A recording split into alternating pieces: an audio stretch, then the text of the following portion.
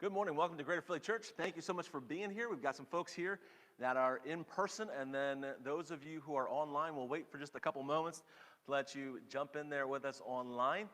If you're interested, you can go ahead and we have notes that are available. If you're watching online, those will be in the comments section. If you're here live and in person, you can go ahead and grab those back at guest services and pick those up as we follow along. We're in week 2, part 2 of our series, Better Decisions, Fewer Regrets. And we're going to talk about this week, what we dove into last week, we talked about the 5 questions that we have to ask ourselves. So this week we're going to cover that very first question. We're going to look at this topic of self-deception. If you're watching with us for the very first time, you can go ahead and there's an online connection card. You can go ahead and fill that out for us. We'd love to be able to get connected with you and be able to hear any prayer requests you might have, any way we can help you better, anything that you enjoy about the service today. You can go ahead at any time, go ahead and click on that connection card. We'd love to get connected with you. If you're watching on Facebook and you're a regular viewer with us, go ahead and share a watch party. That way anybody who's connected with you on Facebook can go ahead and be able to jump in here and join with us. As we're jumping in here, we're going to start off with this. We're talking about this concept of self-deception. We'll go ahead and look at this verse here for us this morning from 1 Corinthians 3:18. We'll look it up here on the screen. It says this: "Stop deceiving yourselves. If you think you're wise by this world's standards, you need to become a fool to be truly wise."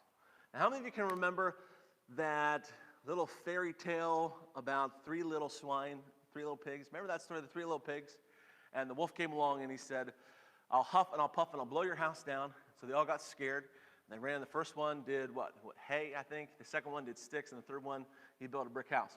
Well, in China, the pig industry is actually booming right now. Over the last 10 years, they've actually had this amazing influx of different organizations or industry in the swine industry.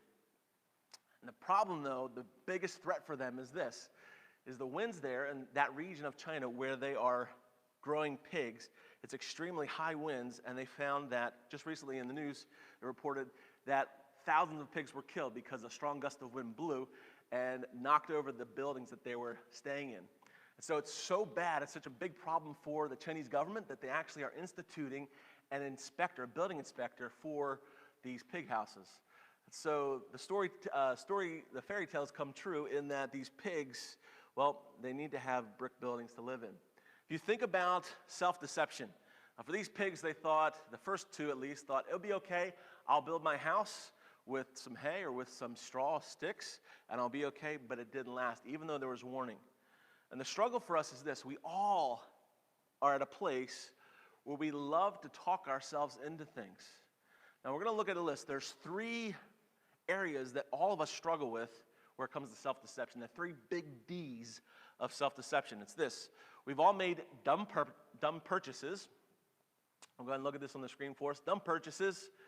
We've all been in doomed relationships, whether it's been a romantic relationship, dating somebody, or maybe a friendship that just was toxic, wasn't going anywhere, or we struggle with destructive habits.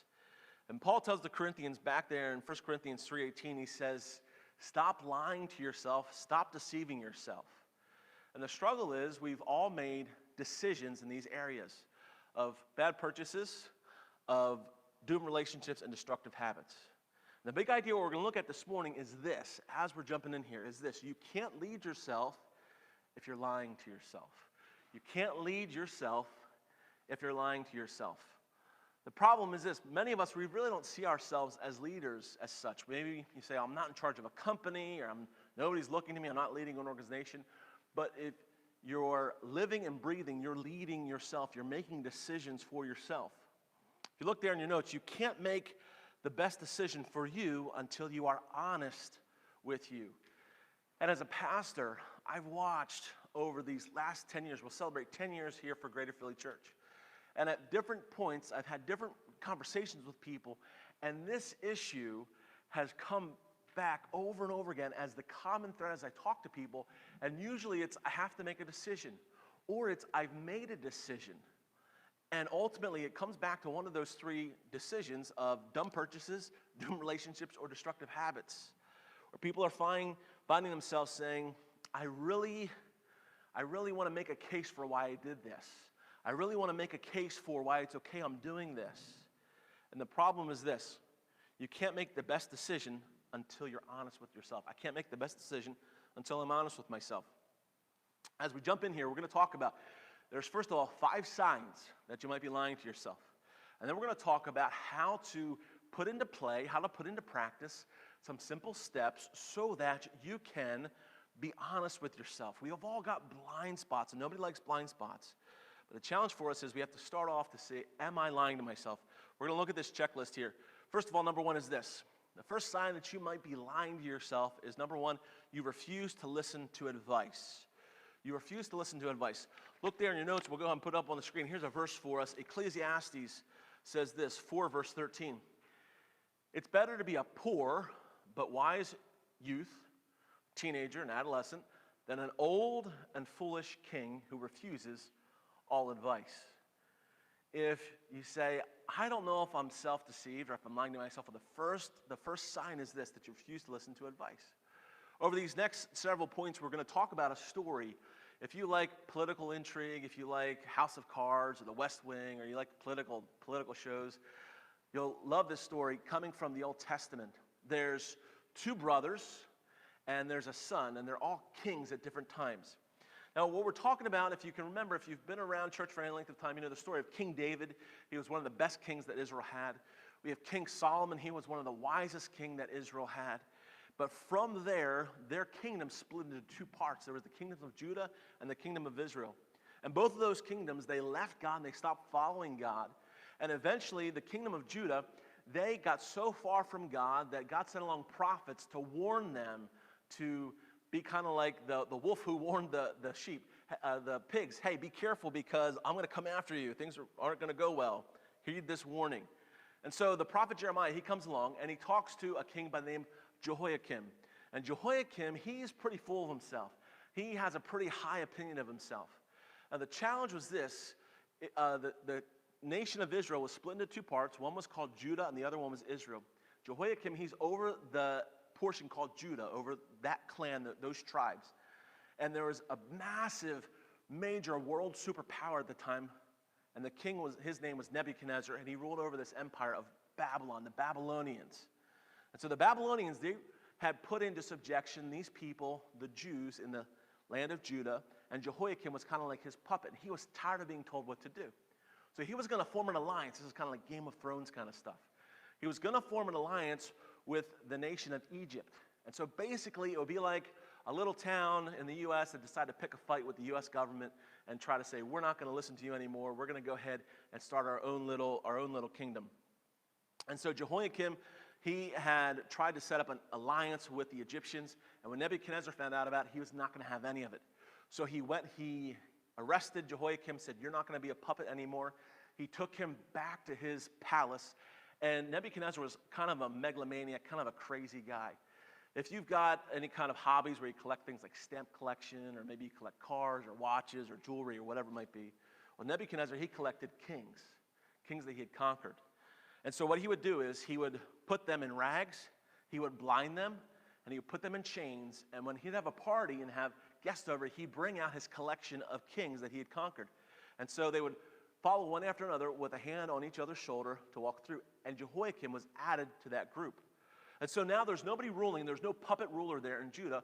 So Nebuchadnezzar put Jehoiakim, Kim's son, Jehoiakim, he put him in charge.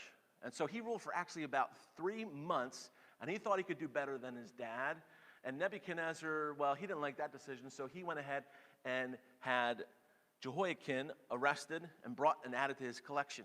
And so he went ahead and put Zedekiah, who was Jehoiakim's brother, in place. Zedekiah, he was a pretty crazy guy. We're going to hear more about him in just a moment. But he thought that he had this crazy idea, if my brother and my nephew, they did it wrong, but I'm not going to be anything like them. And so you know what he did? He phoned up Egypt and said, hey, I want to be in an alliance with you. And my brother didn't know how to do it, but I can do it better. And so you can imagine what happened when Nebuchadnezzar found out that Zedekiah was conspiring against him. And so what did he do? He went ahead and put a siege on Zedekiah, on his palace. And it got so bad, they ran out of food. And people actually started doing all kinds of crazy things we can't even talk about. as they got really desperate. And so as the Babylonians were about to crush the walls and to go ahead and to overthrow and to demolish Zedekiah, his palace, he tried to sneak out the back door. And so he was caught. And as he was caught, as he was trying to save himself, he ended up losing his family in the process. And what's amazing about this is Jeremiah, he's watching all along, and he's writing prophecy after prophecy, telling him, warning these different kings, all three kings, you need to pay attention, you need to watch, you need to listen. But they refuse to listen. As we look here, over these next four then, as we add to this first sign that you refuse to listen to advice, we'll find their story unfolds. Look at point number 2, it's this. A sign that you might be self-deceived, you believe you are the exception. You believe you are the exception. With Jeremiah's prophecy, he wrote down the warning from God. He warned Jehoiakim of what was going to happen. If you look there, Jeremiah chapter 36, we'll go ahead and look at these verses on the screen. Jeremiah writes down, and he sends a book to the king. And this guy, Jehudi, he reads this book. He read 3 or 4 columns of this book. And the king would actually take like a little penknife, like a little X-Acto knife, and he'd cut off each of these pages with the knife and throw them into a fire until the entire scroll, until the entire book was written. So can you imagine? It's like, hey, here's a note that I'm sending to you. It's priority mail, and I want you to read it, and you basically crumple it up, rip it up, and burn it and throw it in the trash. And so we go on to the next verse. We find this in verse 24. Neither the king nor any of his servants who heard all these words were afraid. Go ahead and circle that word, afraid. Nor did they tear their garments. And back in those days, a sign of responding to a warning, a sign of contrition, a sign of, hey, I need to go ahead and make a change. They would actually rip their clothes to show that they were wrong. But as we find there, they weren't afraid. So they wouldn't listen. They were the exception, and they wouldn't listen to Jeremiah's warning of what was to come. The third sign is this, and this is where Zedekiah comes in. You risk your relationships. A sign that you might be lying to yourself is this, that you risk your relationships. We find in 2 Kings there, the story we're talking about is in Jeremiah, 2 Kings, and in some of the other prophets, as you'll see here in the verses as we go along. So we find you risk your relationships. 2 Kings 25, verse 7, then they killed the sons of Zedekiah before his eyes. They put out the eyes of Zedekiah, bound him with bronze fetters, and took him to Babylon. To do what? Well, just to be added into the rest of Nebuchadnezzar's collection of kings. If you find yourself, people around you, you're pulling away from them because of a decision that you want to make or a decision you've made, and you find yourself, relationships that were once healthy and once good are now strained, you could be self-deceived. Number 4, the fourth sign is this. You fear the truth. You fear the truth. Zechariah is a prophet that comes along way after Jeremiah. And listen to what he says about all that happened with Jehoiakim, and Zedekiah. He says there in Zechariah 7, verse 11, your ancestors, your fathers, Jehoiakim, and Zedekiah, refused to listen. A sign that you might be lying to yourself, you refuse to listen to advice. They refused to listen to the message. They stubbornly turned away and put their fingers in their ears to keep from hearing. You ever see that picture? There's the monkey, hear no evil, see no evil, say no evil, right? And so the same thing happens. You tell a little kid, listen to me, and they go, la, la, la, la, la, la, I'm not listening, right? That's in essence what these kings were doing. And we go back to that first verse we talked about in Ecclesiastes. It's better to be poor and young, lacking experience, than to be old and to have royalty and have authority, but you refuse to listen to anyone. The fifth sign that you're lying to yourself is this. Number 5, you ignore God's purposes for your life. You ignore God's purposes for your life. When you think about the story of Jeremiah, God had some funny ways of getting people's attention. God had asked Jeremiah at different times. He said, Jeremiah, go down to where the guy who makes pottery, go down to his house and watch what's going on. We talked about that story just a couple of weeks ago. He told different prophets different things. And so he told Jeremiah, go to your house, and I want you to go to your dresser, and I want you to go ahead and pull out a pair of your shorts that you wear underneath your clothes. Now, these are These are pajama shorts, just so you know. There's sharks on them, if you can see them okay. These are not my shorts. These are somebody else's shorts in my household that happens to be a male. If I said, just grab a pair of shorts, these are the shorts that this other male in my house grabbed for me.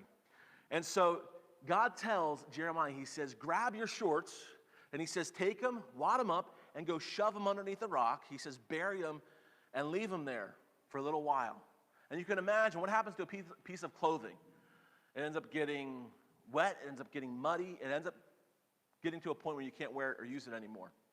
And so if you look there in Jeremiah chapter 13, verse 10, look what happens. He says here, this wicked people who refuse, again, circle that word, refuse, to listen, circle the word listen, to my words. Whose words? To God's words. Who walk in the stubbornness, circle that word, stubbornness, of their hearts and have followed other gods to serve them. We go on then to the rest of verse 10. He goes on then to say, and they bow down to these gods that they serve, these other gods. Let them be just like this undergarment, which is completely useless. And God has a purpose for your life. And God has a purpose for my life. And the challenge is this: when my heart becomes so hard and so stubborn that God can't get through to me, I lose my sense of purpose. When I get to the point where I get so distracted by things that just fill my life, where I have no margin, I have no time for God, that's when my life loses purpose. When I find myself that there are deep issues deep within me, things from my past, mindsets that I refuse to let go of, destructive habits that I refuse to take care of, that's when I lose my sense of purpose for God.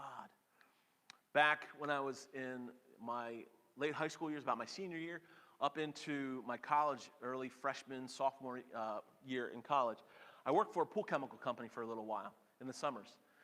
So I went to the pool chemical company, and I remember my first day on the job, and they had warned me ahead of time, and they said, make sure that you wear a pair of Dickies work pants, because it's a polyester cotton blend. And if you wear cotton pants that are 100% cotton, they're not going to make it with the chemicals we're working with. And so did I listen to my boss? No, I didn't listen to my boss, because I didn't want to go spend money on a pair of pants that I was just wearing for a couple months there for the summertime. And so if you can kind of picture this with me, there's this big open, it's kind of like a junkyard, but instead of having trash, a garbage landfill there, there's just mounds and piles and piles of empty chlorine containers that you use for pool chemicals. So about 5-gallon containers. And so my job was to go ahead and take these 5-gallon containers, 4 at a time, put them on a conveyor belt, and they would come underneath a fill station that would fill up as fast as possible. In 4 to 5 seconds, fill those things with chlorine. And so these 4 fill heads, they would come down over top of those containers, and I was supposed to line the containers up so that the fill heads would go ahead, the nozzles, just kind of like if you're filling up a soda at a drink fountain, that they would fill up with this chlorine. And so the guy who's running the machine, he's on the other side of the conveyor belt, and he says, Manny, you ready? I said, I'm good to go. He said, are you sure? I'm ready. And so we got the first 4 go through, got everything lined up. He hit the button. So we went through the first round. Second round, went through, lined everything up. You ready? He hit the button. Then he says, hey, I'm just going to put it on automatic. Are you ready to go? I am ready to run, man, and we're good to go. And so we bring in the third batch. When they come through, the fill heads drop before I was ready. And because they weren't right on top of the holes to go into the containers, it hit the top of those barrels and shot right out at me. So all down the front of my shirt, down my pants. And they said, whoa, whoa, whoa, and they hit the stop button. Are you okay? And I had goggles on.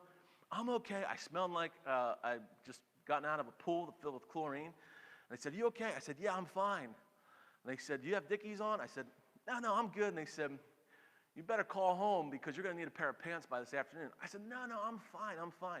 Well, sure enough, by the time I got to that afternoon, my pants didn't look like these shorts. I had holes that were eaten through. The chlorine was so strong, it actually ate through my clothes. And so I just looked like kind of like a bum, like a homeless guy just wearing rags, basically, falling off of me. When I got home, my mom said, what happened to you? I said, I didn't listen like I should have. So I got a pair of pants for the next day and was good to go.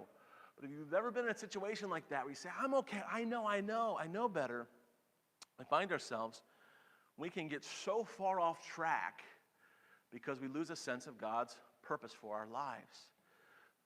Here's the big question for us then. Self-deception, if it's so easy for us, we'll go ahead and put this big question up here for us on the screen. The big question is this: why am I so prone to self-deception? It happens to the best of us. And if we're not being honest, then we're deceiving ourselves. It's like saying, have you ever lied? Well, no, I've never lied. Well, you're lying now, aren't you? The big problem for us is that we're so prone to self-deception. But here's the big question for us, but the big problem is this, and here's where Jeremiah comes in with this drop the mic comment, the statement that he has. And listen in to what he says. We'll go ahead and put this up. The big problem for us is this. Jeremiah 17:9, massive verse. The heart is deceitful. Go ahead and circle that word deceitful. Now your heart and my heart tends toward a permanent condition of deception. That instead of looking for people to go ahead and tell us the truth, we look for people to go ahead and confirm our bias. We're not looking to hear what's correct. We're looking to hear what's confirming us with our decision. And so we find he says, now here's the deal. It goes further. He says, the heart's deceitful above all else, above what people say. We are more deceptive than what people would tell us. And he says this, and here's the difficult part, beyond cure. Go ahead and underline that phrase, beyond cure. Now imagine this. If you had a friend who lied to you out of 10 times, they lied to you once, what would your friendship be like? Would you let them off the hook?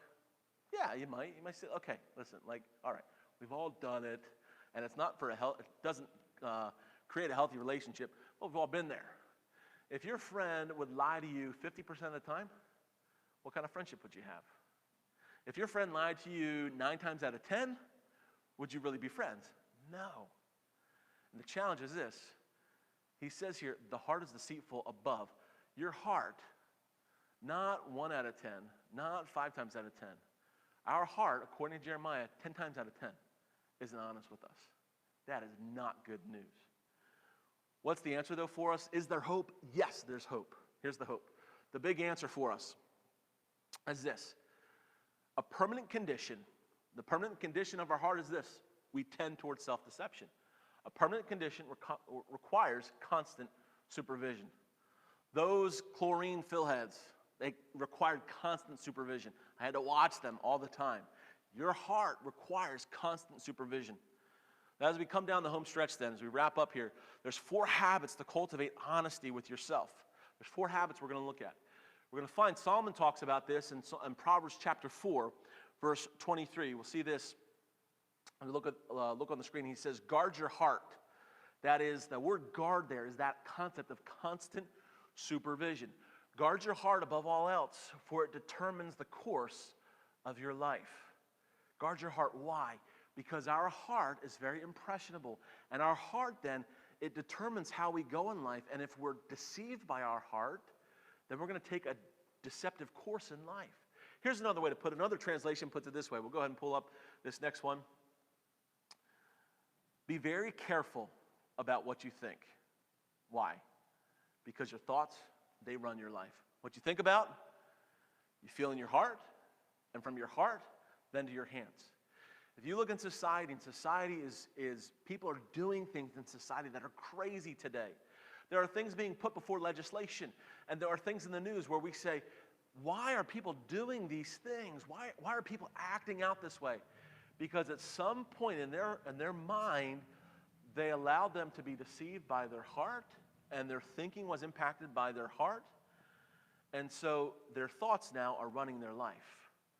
Where you find our head ends up being impacted by our heart, and our heart impacts our hands, what we do. When we look there then, here are the 4 habits then. Is it possible for us to have self-awareness? Here are 4 keys then, 4 habits to being self-aware, to being honest with ourselves. Number 1, admit. Admit that you're susceptible. Admit that you and I, that we are susceptible to being self-deceived. It's really tough. It's really, really hard. Because all of us want to think, you know what, I make really good decisions, and I'm really trustworthy. But here's the deal. In Jeremiah 3:13, we'll go ahead and look at this verse. Admit that you've done wrong. The very first key, the very first step, the very first habit for us to get healthy is to admit when we need help. Is to admit that things aren't going well. Is to admit, hey, I'm wrong. And Jeremiah says this to the different kings he's talking to. You just have to admit it. But what happened? They refused to admit that they were wrong. Number 2 is this. Ask yourself the integrity question. As we talked about last week, there's 5 different questions, and the first question to ask ourselves to make better decisions and have fewer regrets is this. Am I being honest with myself, really? Am I really being honest with myself? Now think about a purchase that you made. Why did I make this purchase? And then add to that little word, really. Like I'm double checking myself on this. Like, really, why did I make this decision? Now, if you're watching online, can you say, Pastor Matt, I've made some bad purchases before in the past? Go ahead and just put yes in the comment section for me. Yes, I've made some bad purchases in the past. We all have. My basement is a museum of bad purchases from my past, of things where people said, hey, I don't want this anymore. Can I go ahead and pass this off to you? And I'm learning. I am recovering bad habit purchaser. I'm recovering hoarder, if you will. Before Amanda and I got married, about 6 months, we were 6 months before getting married, and she was still in college, and I was working a job, and so we were worlds apart. She was on the West Coast, I was on the East Coast here in the Philadelphia area. And I can remember my first step, I had to find a house. I found my wife to be, and I had to find a place to live, and so anytime people said, hey, we've got furniture, I'd say, okay, I'll take it. Give me anything, give me everything. So I got all this different furniture from all these different people. So much stuff. I kind of probably furnished like 4 or 5 apartments. And I put it all in my parents' garage. And so a couple months before we were going to get married, Amanda came for a visit, and I was so excited. We were going to go look at different apartments. And so we went to my folks' house, and I pulled open the garage door, and it was kind of like Storage Wars. And I pulled open the garage door, and I said, ta-da! And she looked in there, and she started crying. Well, she didn't really cry, but she just kind of was like, oh, what is that? I said, what's wrong? And she goes, well, there's like a stackable washer and dryer next to some other furniture that like none of it matched, and most of it was from like the 70s. So it was like the 70s show called, and they want all the furniture back. That was the furniture we had. And a lot of it smelled bad, like stuff that I had actually picked up off the curb that people were putting out. And I thought, hey, before it goes to the dump, one man's trash is another man's treasure, and it's going to furnish my house. So needless to say, I wasn't too wise, but I'm getting better at it. Understanding just because somebody offers their stuff to me doesn't mean I need to take it. And the problem is this. Do I really need to do this? Really? Why am I taking this step and making this decision? Really? Why am I angry? Really? Why did I stay longer? Really? Why did I leave early? Why am I moving out? Why did we move in together? Why did we get married? Really? Why am I so depressed? Really? Why am I discouraged? Really? Why do I want to quit my job? Why do I want to make this purchase? Really, honestly. We say that phrase, honest to God. Why am I wanting to do this? Honest before God. I have to check myself. Because your answer to those questions will reveal the motivation and the why behind what you want to do. And most often, our reasoning and our rationale will not hold up. It will not hold water. We find there Psalm 26, verse 2. We ask ourselves this question. He says, the psalmist David, put me on trial, Lord, and cross-examine me, test my motives and my heart. He says, God, check me. Here's a prayer that God will answer. If you ask God this, and you pray this prayer to God, and you say, God, reveal my true motives. Help me see. Help me not to be deceived. God will reveal that to you. It's funny because we'll pray prayers like, God, I need $1 million. Or God, I got this scratch off. Please just help me to make sure that my $10 didn't go to waste, right? We've all been there, all done that. We find ourselves, please, Lord, bring this to happen. And sometimes God answers those prayers, and sometimes he doesn't. But here's a prayer that he will answer 100% of the time. If you're dead honest with God, you say, God, why? Why do I have this mindset? Why am I making this decision? And God will examine, just like David says, God, you'll test me, test my motives, my heart. Number 3, the third habit is this: adopt a curiosity mindset. Adjust your heart toward humility. Adopt a curiosity mindset. Ask a question and ask another question. Here's the reality. You don't have to raise your hand, but you've ever been at this point where you get really excited? Hey, everybody, guess what? What? I'm really thinking about it a lot. Okay. And then you let your big idea fly. And then all of a sudden you see everybody's response on their face. You're going, I don't think everybody's for me. And what often happens for us, it takes somebody with a lot of humility to say, hey, why don't you think this is a good idea? Most of us, if we don't feel a good reception from people, will say, hey, I'm not going to really talk about it. Or we'll go find somebody who says, hey, to any idea that we've ever had.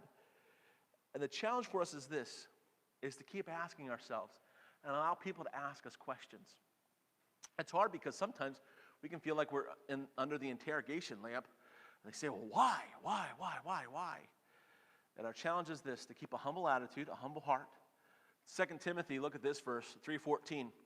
Paul is encouraging his protege, Timothy. He says, continue in what you've learned. So continue to stay curious and what you found to be true. Because it's only after we pursue with curiosity and humility that we'll uncover truth. Even Jesus talked about this in John 8:32. Jesus says this, that when you know the truth will set you free. Not when you know your bias, not when you know your confirmation, not when you have your decisions confirmed by other people, but he says when you know the honest to goodness truth, that truth will give you the freedom to what? To make a good decision. We find then the fourth habit is this. Agree that we need God's help. I need God's help. You need God's help. Agree that we need God's help. Psalm 55:16. I ask for your help, Lord God, and you will keep me safe. If you want to have fewer regrets and better decisions, ask God for help, and God will guide you.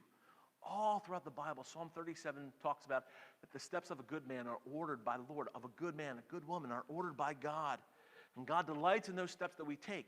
And even though we mess up and we fail at times, that as we keep a humble heart and continue to accept God's help and ask God for help and agree we need God's help, that God will continue to help us to get back up on our feet. And so we find ourselves to agree and say, God, I need your help. The big question for us is this, am I being honest with myself really? And that leads us then to this big decision. Decision number one. We've got 5 questions and 5 decisions we're going to talk about over these few weeks. So the big decision for decision one, the integrity decision is this. I will not lie to myself even when the truth makes me feel bad about myself. And why don't you circle that phrase, feel bad. We often don't like to hear the truth. Why? Because it makes us feel bad. But how much a preventive measure could we take if we'll take a little bit of pain for a moment than to live with the pain of regret for a lifetime? And so our encouragement is this.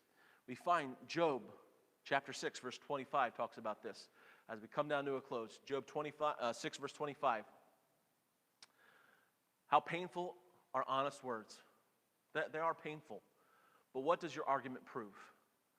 And I can argue with myself, and you can argue with yourself. We can try to prove our point, but it doesn't make the situation any better. What's the answer for us? Jesus tells a story in the New Testament. He talks about 4 different soils. He talks about a hard soil that when seeds are cast and when they land on that soil, that the seeds end up getting eaten by birds because the soil is hard. There's another soil that's filled with rocks and stones. And so the seed goes and it grows roots and it doesn't grow up very far because it can't get past those stones. And then there's another seed that falls on soil that has weeds that grow up and it gets choked out by those other weeds. But then there's a seed that falls on soil that's soft soil, that there's no stones and there's no weeds there to compete with it. And it finds root there and it begins to grow. In Luke chapter 8, verse 15, Jesus talks about this. And he says in Luke chapter 8, verse 15. Do we have that verse? Can we pull that up there for us? The seeds that are planted on good ground are people who hear the word. Go ahead and underline that phrase, hear the word. They listen. And they don't just hear it, but they keep it in their good and honest hearts. Go ahead and underline those words, good and honest hearts. And what happens? They produce something that's good despite what life may bring. How often do we make decisions because of circumstances around us? Where the circumstances don't look bad, and so we find ourselves saying, I got to, I have to, but we're not being honest with ourselves, really, truly honest with ourselves. when we have a heart that's soft and tender toward God, when we allow God's word, when we allow God's truth, and Jesus said, you will know the truth and the truth will set you free, to go ahead and take root in our hearts, it'll produce something good despite what situations bring around us. Because here's the deal. As we go through this, we're going to continue to talk about the decisions we make and how important they are. Because at the end of the day, here's our last statement is this. At the end of the day, every decision that I make today is a story I will tell one day. The decisions that you make today will either be regrets in the future, or there'll be great stories that you can tell people to say, you know what, to tell your kids, tell your friends, to tell people and say, you know what, it was tough and it was hard in the moment. I didn't feel like anybody was watching. I didn't feel like anybody knew or anybody cared. But I made the decision in the moment because of the story I wanted to tell one day. A story not of regret, but a story of rejoicing. A story that's worth the living and worth the telling.